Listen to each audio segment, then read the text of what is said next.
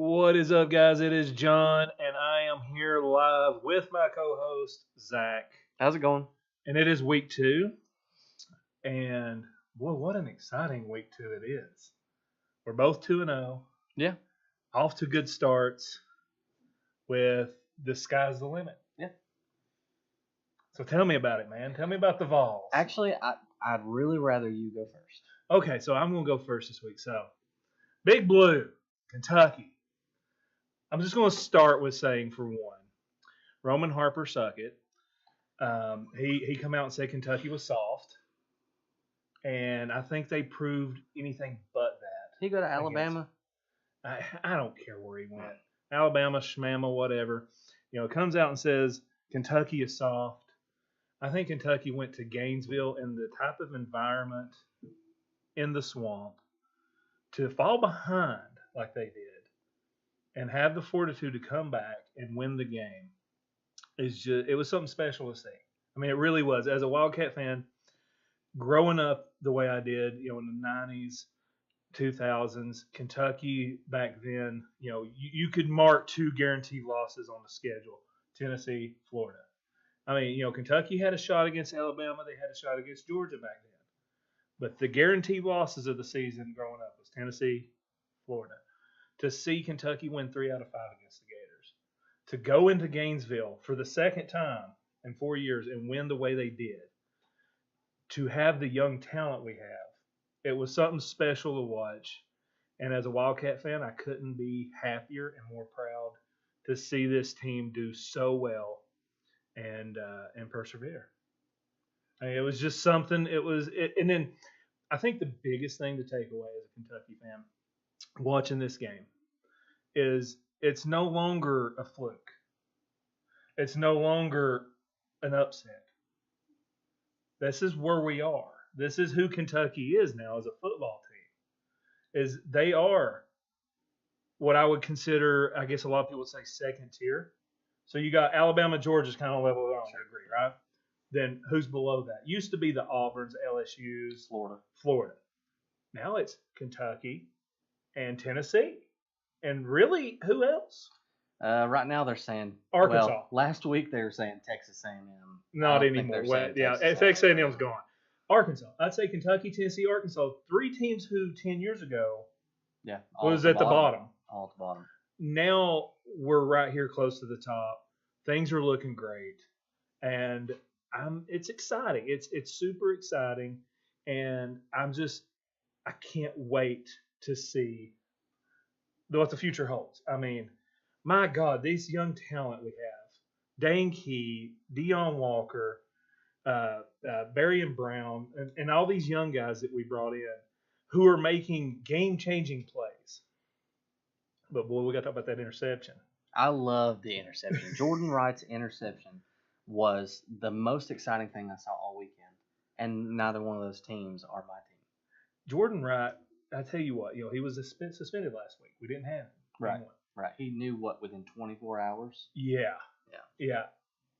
I mean, maybe Kentucky does come back and win this game, but they don't dominate and change the game like they do without that interception. That was a game-changing moment, and it was amazing. Yeah.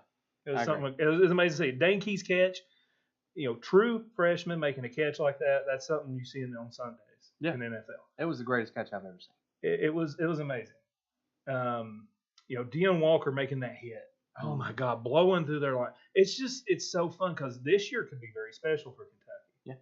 Yeah. The big kicker was if they can beat Florida. Whoa, watch out now. Right. You got Ole Miss and Tennessee is your next outside. We're throwing Georgia to the side here. Tennessee and Ole Miss. Kentucky's going to go into Ole Miss 4-0. Ranked in the top. Already ranked in the top 10. We're number 9 right now. Yeah. We're going to be ranked 6, 7, 8 if things go right against an undefeated Ole Miss team, possibly in the top 10. We win that game. We can start dreaming. You can lose one of Tennessee or Ole Miss, and you have a shot against Georgia to win the East. Yeah. You can still lose one of those games, and to say those words, Kentucky in contention for the East, it's still fresh and new, but it's becoming the new norm. Every year, Kentucky's competing for it.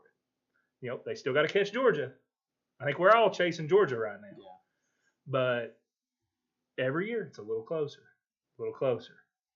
And I'm excited to see what happens this year. I think this could be a very special year, Zach. I mean, it's really looking on the upside on our end. I mean, I'm excited. I know Big Blue Nation's excited. People in the chat are already seeming to be excited. So I'm stoked. I can't get over how we won that game. That just sit and watch it. It's again. I reiterate. This is who Kentucky is now. It's no longer, can we catch them sleeping? It's we're the better team. Mm-hmm. Kentucky is the better team. They outplayed. They have more talent, and we're more physical than Florida. And boy, they shook Anthony Richardson up. Yeah, he didn't look great. He did not look great at all. But on the flip side, I watched some of the Tennessee game up till the Kentucky game started. Y'all's defense does look better. It looks a lot better, and I think without that defense, we don't win that game. How many going forward on fourth down? How many fourth down stops did we make? How many third down stops did we make to win that game? And, yeah. I mean, when you go back and you look at the stats, Hendon Hooker still finished with 325 passing yards, no interceptions because that one got called back because he landed outside, out of bounds. Mm-hmm. He still had like a decent game, but it's the worst game we've seen him play up to this point, and we still found a way to win. Yeah. I can't be mad about that, but it wasn't really what I expected. I'm happy to have the win, and I think even the spread was 6.5, so we won by a touchdown. We covered. You covered a spread. I can't be mad about it. I was surprised by how difficult it was for Tennessee to get on the board in the first place, but I was pleasantly surprised with the way the defense stepped up and made the stops they needed to. They were all over Slovis, and they were all over Patty in the second half. Yeah. I mean, they sent Slovis straight to the medical tent. I mean, they absolutely wore him out. Y'all are doing it to the quarterbacks this year. I mean, we did this time. Yeah. It's probably not going to be every time, and it hasn't been up to this point. But the big question after Ball State was, well, why didn't you get any sacks? Do you all even have a defense? Is it going to be the same as last year? And I think that Tim Banks and the defense showed, like, hey, there is a lot more talent here. There is a lot more depth here. There is more that we can show. And I feel like they did a good job of that. Pitt is not a team that was they weren't easy. They weren't easy to beat. That was a tough physical game. And at no point was I like, man, we got this. At no point. I displayed a lot of confidence last week when we did the episode.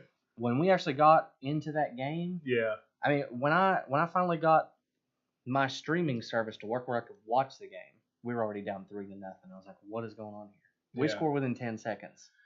It seems like, and this is something we talked about before the season, was people are going to plan for Tennessee better this year. Tennessee caught a lot of people off guard last year. And I don't say that as any disrespect. I don't think anyone expected that kind of offense out of Tennessee. I think, you look at Tennessee the year before that, they were a stagnant team. They didn't move the ball. Not at all. They were just – who could have foreseen Josh Heupel coming in year one and making that big of a difference? Having lost 35 players in the transfer portal, most all of which starters. Yeah. So I don't think anyone saw it coming. It wasn't a matter of, people – and, people do say, well, Tennessee just catches them off guard and they figure, well, Tennessee's got an explosive offense. Yeah. It is. Tennessee's a high-tempo team. This is not anything new.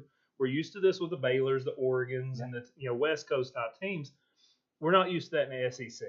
Yeah. That's something the SEC's not seen within itself. So you take SEC talent and play that up tempo. I don't think we've seen that before. And I think it's one of those things where you're just like, oh wait, where did Tennessee come from? All of a sudden Tennessee's good again. Yeah. I think the takeaway from this game for Tennessee is your defense now can hold its own, and your offense is still going to score. I mean, you're not going to stop Tennessee from scoring. 34 points is a lot of points. I don't think Tennessee's going to have the 60, 70-point games like they did last year. No. But at the same time, I don't think they're going to give up points like they did last year. So I think it's kind of more balance. Yeah. Which it should be exciting for a Tennessee fan.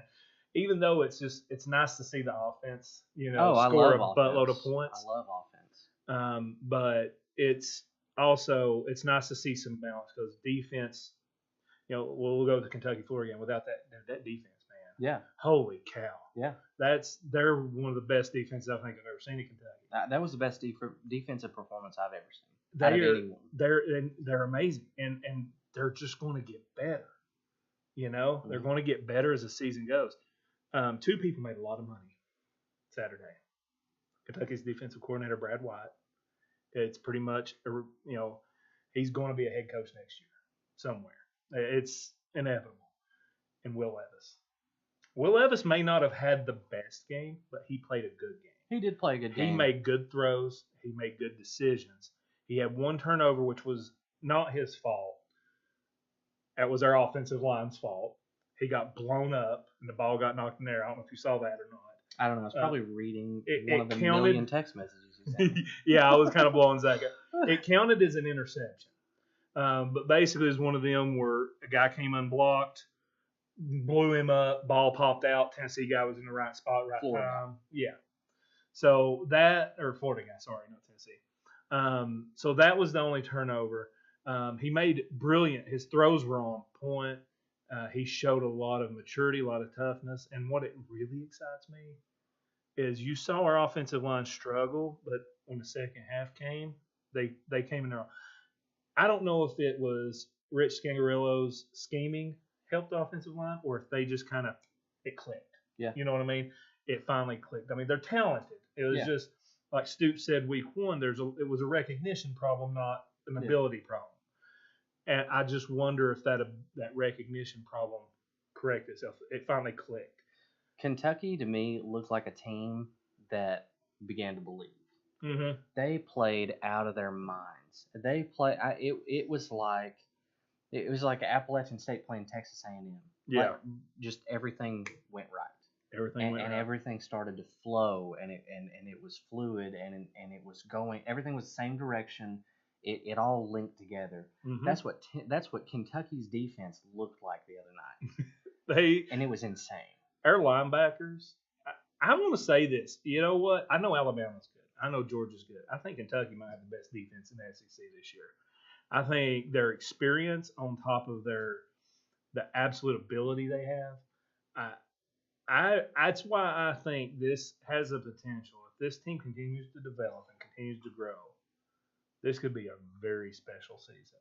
Something we never could have dreamed of. And I said 11-1, and I still hold to that. I think there's going to be a game given away, or we're going to lose to Georgia. But I still firmly believe Kentucky can go 11-1 and either play an SEC title or make that playoff. My prediction, just for any of y'all new here that missed it early in the year when we did I think it was our very first episode, was I picked Kentucky go 11-1. I picked their only loss to Georgia, and Georgia loses the Alabama and SEC title, which put Kentucky into the playoff with Alabama. That was my prediction, and I predict Kentucky would make the playoff this year.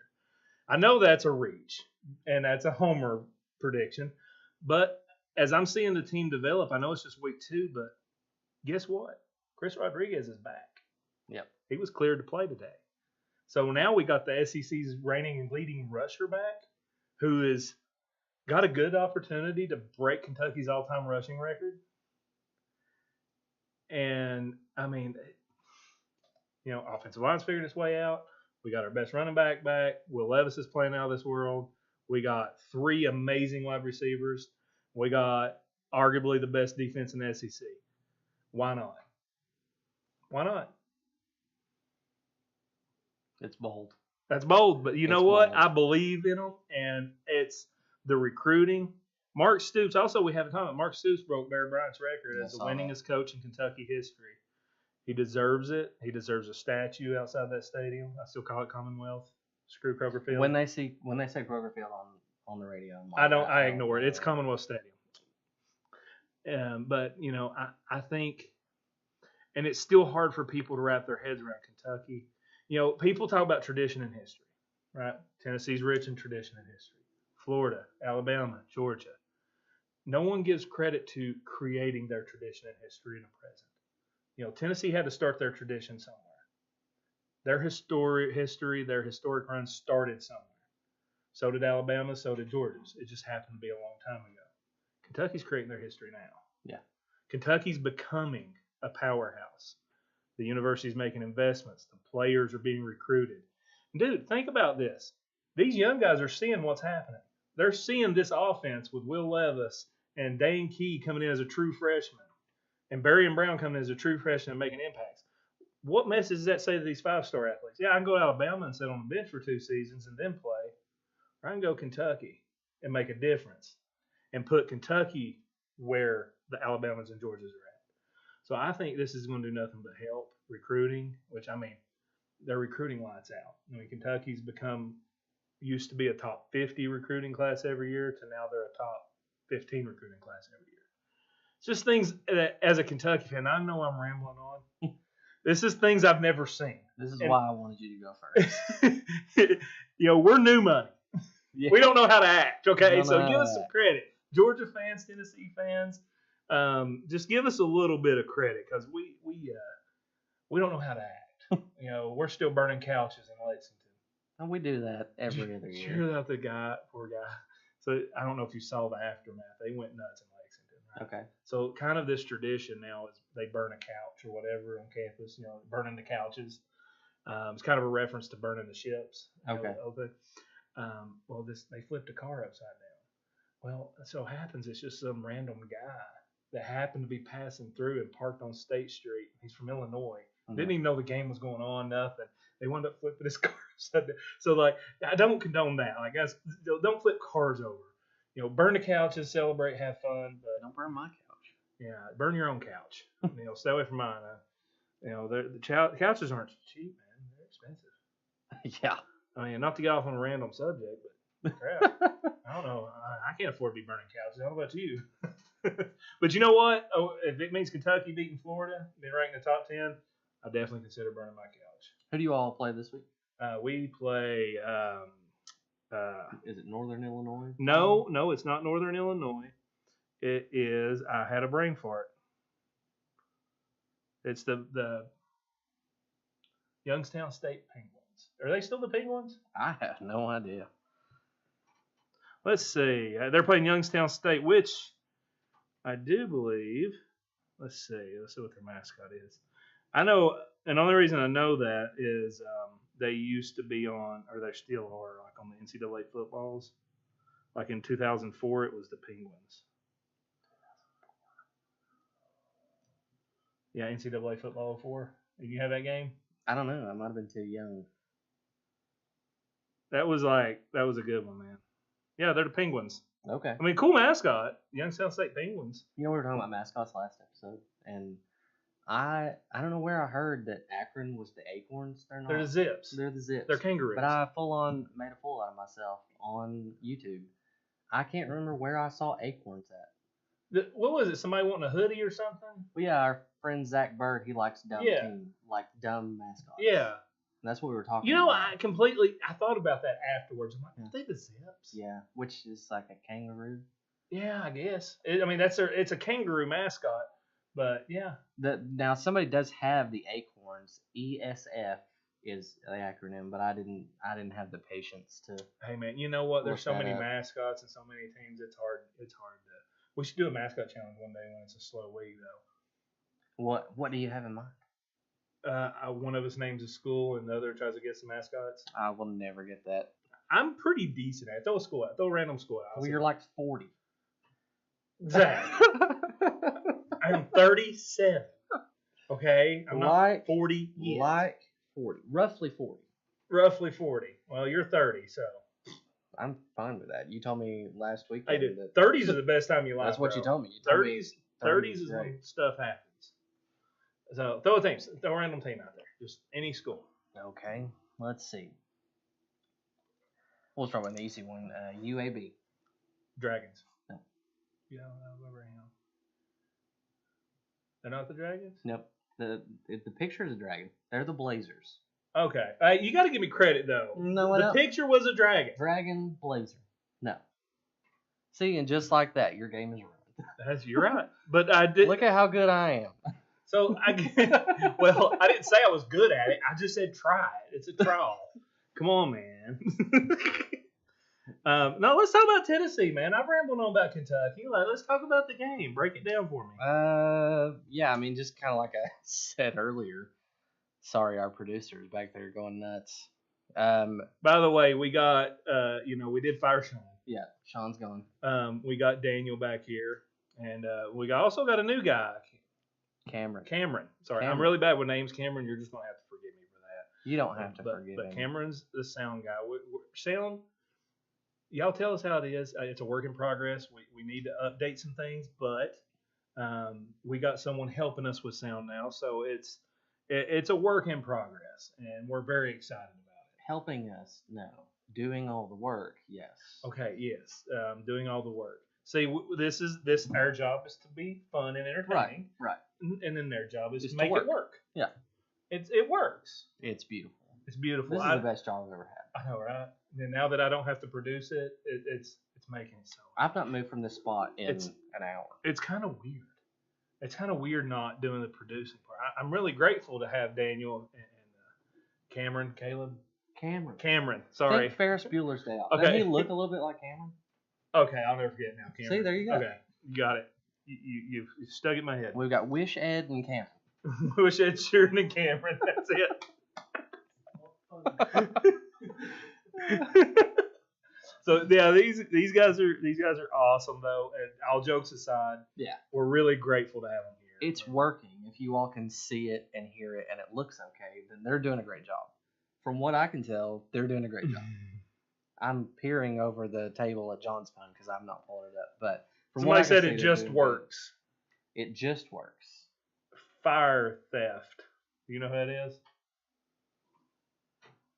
Nope. Nope. I don't know anybody if they don't have my last name. Yeah, true. We probably shouldn't be saying last name. Just to be Well, it doesn't safe. matter. My wife got on there last time. That's true. But anyways, so talk about Tennessee. Yeah, so I expected more points. 34 points is a lot of points. I mean, for a game, and that's still more than we scored like the entire time Jeremy Pruitt was here. So I don't mean to sound ungrateful. I expected in the 40s somewhere, and maybe that was unfair because Pitt was ranked 17th in the country, and I feel like with the way that defense played, rightly so, they had a really good tight end. Slovis, I mean, he can throw it all over the place. What was that running back's name? Abaconda or something like that. Abanikanda. Something like that. I can't pronounce his butchered name. it, but I mean, he ran hard. They did a good job, and we saw kind of something that I don't think anybody expected to see was Tennessee's defense show up and ball out. Yeah. They were all over Slovis. They were all over Nick Patty when Slovis had to go out. So Tennessee wins by a touchdown, 34-27 in overtime. I expected more points. I didn't get it, but that's okay. A win's a win.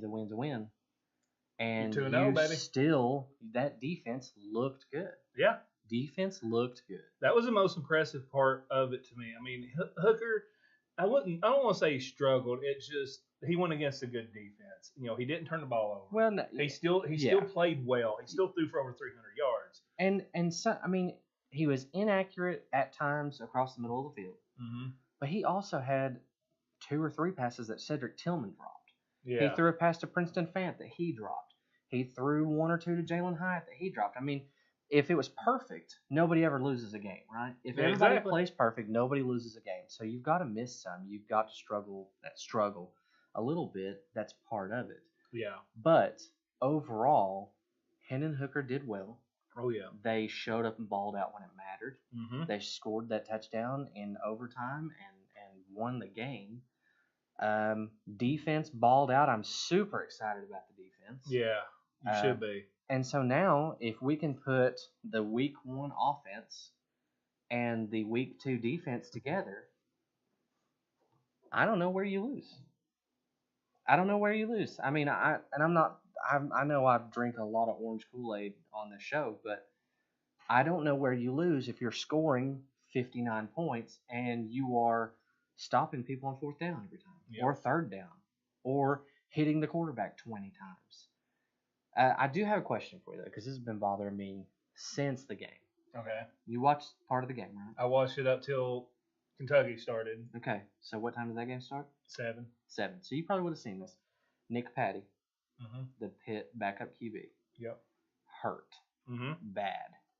Can't even go under center, get the snap, and turn around to hand it. He basically was falling Yeah. as he was handing it off. Yeah. He's a redshirt senior.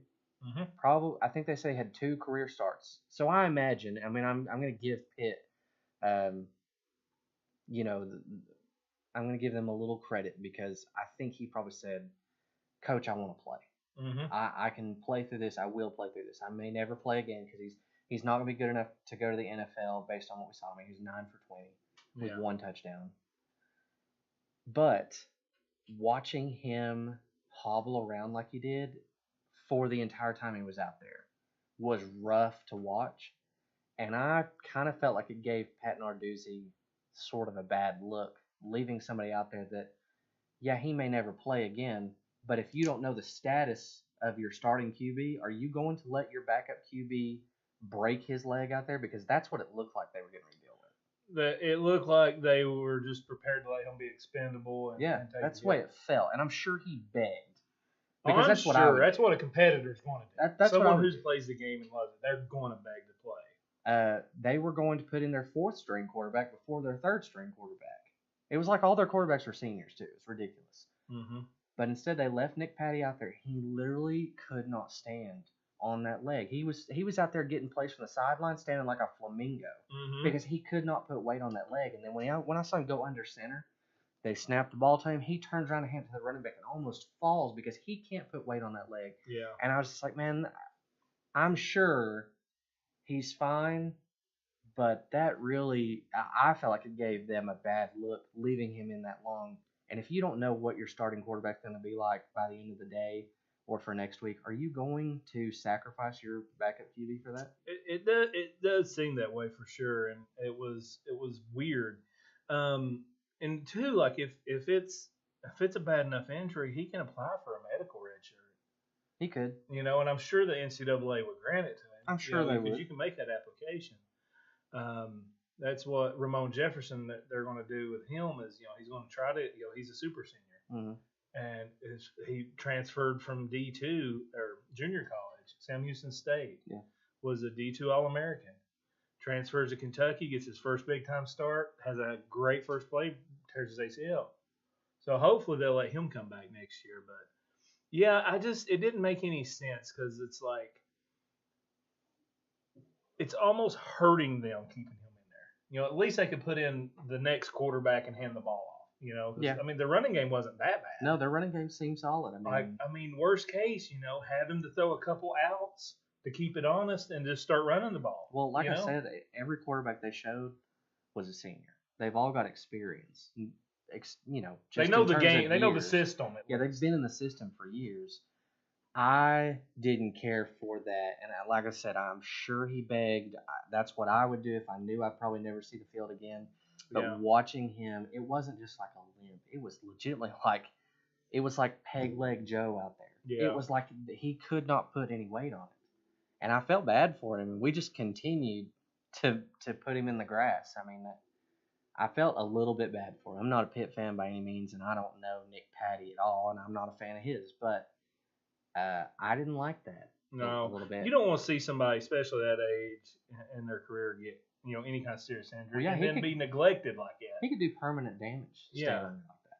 And I'm no doctor. I don't know anything about it. I just what I thought when I saw it. And I told my wife several times as we were watching, I was like, I can't believe they're leaving him in there like that. Yeah. Because he can't drop back and pass. He can't move around in the pocket. Mm-hmm. Put someone else in. Or you're going to end up really hurting him. Yeah. And he's not good enough for them to need him to get a medical red shirt or anything like that. He wasn't that great. Anyway, big long tangent. I just was curious what you thought of that. Yeah. I felt the same way you did. I felt it was a little... a side of negligence, leaving him in there like a little bit. Something I want to ask you about. Okay. Did you see the hit on Levis that they called targeting and then retracted the targeting? No, I didn't.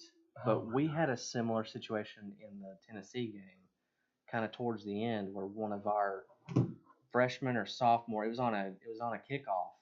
I mean, and you watch the helmets collide, and they wiped targeting off. I told my wife when they went into the commercial break. I was like, that's targeting for sure. That's the definition of targeting. Yeah. And when we came back, they're like, oh no, they waved it off. So I want to show you this. I ain't gonna play the audio. Look at the crown of the helmet. Yeah. Knocks his helmet off. Yeah. They call targeting. And then wipe it off. And then they review it and say no targeting. Look at that. He was trying to hurt him. Yeah, he was trying to get him in the chin. He was trying to hurt him, and that's obvious to me. Yeah. He saw a free shot and he put his helmet to his helmet with intent. That right there is the definition. Yeah. In my opinion, how can you take that back? I don't know. And targeting has, the first year or two they were super strict on it, and I'm fine with throw the flag.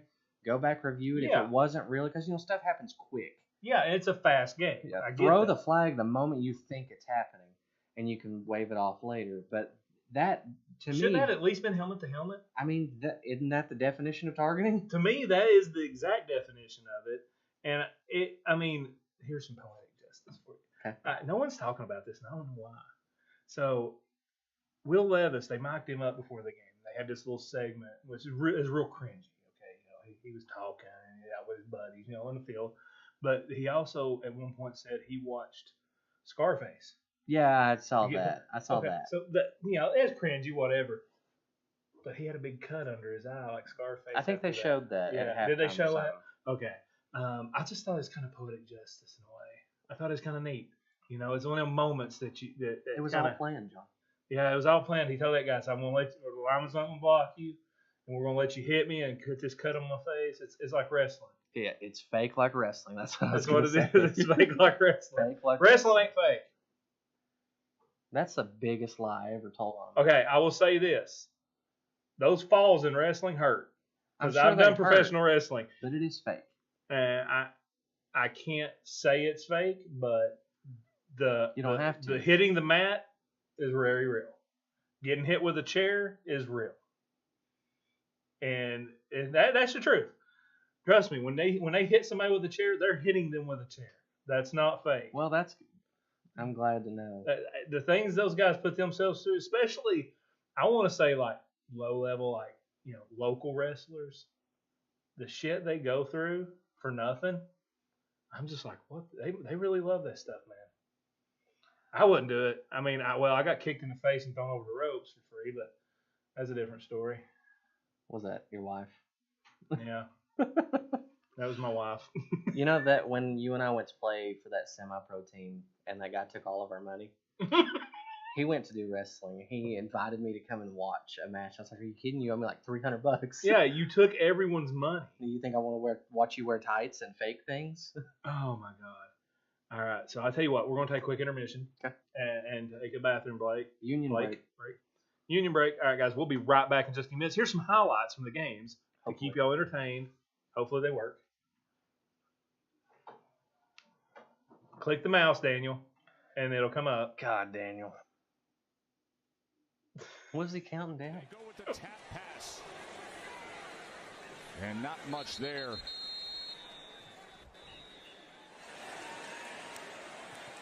And now off the interception as is officially recorded, and Richardson fumbled, gets it himself and records an interception. Watch this fumble here that Richardson smartly scooped. Just a good job there, picking it up, make something out of it. Lead. Richardson pulls it. Oh, and it's picked off. And inside the 10-yard line is Jordan Wright.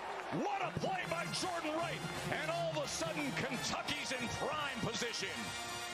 One that you just cannot let happen. Coming into the flat, you're going to see Wright come straight up field. Kind of leak out a little bit underneath it, cuts it off, makes an unbelievable one-handed catch. That is incredible because that ball's coming with a little velocity too. That's unbelievable. Unbelievable play. And one right there as a quarterback, you got to negotiate the defender. Just a critical error. And at point-blank range, listen, I understand a one-handed catch when it's lofted downfield. Right. He's just to the left on 3rd and 9. Four-man rush, pressure came up the middle. He gets away from it. But he can't get away from that. That Kentucky front with Jordan Wright. And Jordan Wright, who had the one-hand interception before half, is spying Anthony Richardson. They know his legs are a huge problem on third down, so he is going to go wherever the quarterback goes. It's 15 on 15 crime right here as he closes the gap and makes another huge play. Just a good job of using that length. Empty look for Richardson. Oh, that is danger! Oh my! Keidron Smith cuts inside, and he's gonna pick six it in the swamp. Cat scratch fever Smith.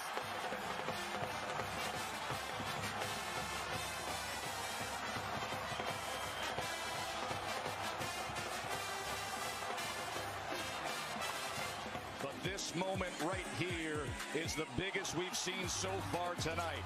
Keidron Smith, pick six, the cut, the glory, and 65 yards into the end zone. One finger up for Coach Stoops. Calm, cool, collected, and his Cats. Richardson again comes to the other side. That was denied by Keidron Smith. He was looking for just. Led by the Heisman Trophy winner Tony Dorsett, who, as we saw, looks like he could still play. Huge haul. Israel Abanikanda. They cannot get him. Touchdown Pittsburgh. 76 yards in the first quarter last year. In total points for first quarter and in first quarter point differential. Slovis, end zone, intercepted. Trayvon Flowers scored a touchdown on it in Knoxville. Up the middle, Small has the Tennessee score. Is one of the four-team captains. That meant a lot to him. He faces a blitz. He gets hit again, but got it to Bartholomew. The tight end up and over and in to the end zone. Touchdown, Pitt. Unbelievable, just unbelievable effort by Bartholomew, and Kedon Slovis again throwing under duress. Single coverage again. This time there was good coverage for a moment, but that ended, and it's a touchdown. He's a fifth-year senior. Jabari Small, the running back, and the touchdown scorer. And Tennessee leads for the first time today. And make Pitt go the long field. Fifth punt for Brooks, and it's blocked. Blocked by Pittsburgh. And scooped up and out of bounds. The backup safety. Clean shot to the ball. Laid out. And again, you've got to go for where the ball's coming off the foot. From 46, this from 36. Patty's a holder. And he misses again. Second and 2. Abanikanda inside the 5. First and goal, Pittsburgh from the 4. They would try a field goal after 2 misses in this half. Patty sacked. Back at the 17. Byron Young came underneath Carter Warren, and you can see that left leg get kind of twisted back. Made his first 2. This season has missed the last 2. That one just does knuckleball across. To have a chance to win. Sam Vanderhart. Right-footed punt. And it's muffed! Muffed! And still free! At the 39-yard line, Pittsburgh has it. Trayvon Flowers couldn't take Tennessee by a touchdown. Patty out of the gun. Abanikanda found a crease. Israel Abanikanda almost broke it. He got knocked out of the 20. Tennessee by a touchdown. Patty out of the gun. Abanikanda found a crease. Israel Abanikanda almost broke it. He got knocked out of the 20. And they find a way from the 4. The ball game down to this. Patty under pressure. Back in the end zone. Touchdown! Jared Wayne. They're back at the 28. Still in field goal range. Hooker throws. End zone. Touchdown!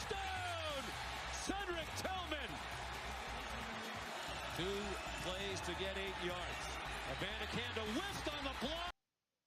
And Patty goes down way back at the 27-yard line. They believe they're that good.